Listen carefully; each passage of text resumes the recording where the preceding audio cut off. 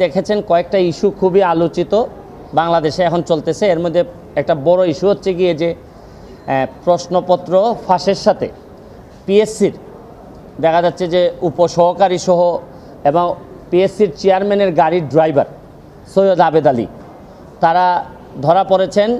সৈয়দ আবেদ আলী সাহেবের স্টেটমেন্ট আমি দেখলাম, দেখে উনি বলছেন যে এই প্রশ্নপত্র ফাঁসের যে টাকাটা ইনকাম করছেন এটা নাকি আল্লাহর রাস্তায় ব্যয় করছেন। মানে এর চেয়ে দুঃখজনক আর এর চেয়ে এরকম দেশ আমি পৃথিবীর কোথাও দেখি নাই যে 2 নম্বরের টাকা উনি সগৌরবে বলছেন যে এটা উনি আল্লাহর রাস্তায় খরচ করছেন। এটাও আমরা হয়তো ফান হিসাবে নিচ্ছি, কিন্তু আজকে যে কারণে আসছি আমার কাছে মনে হয়েছে যদি একজন সংসদ সদস্য হিসাবে আমার বলার সুযোগ ছিল, যদি পার্লামেন্ট থাকতো। পার্লামেন্ট যেহেতু নাই, এটা আমার বলার সুযোগ আপাতত আমি পার্লামেন্টে পাচ্ছি না।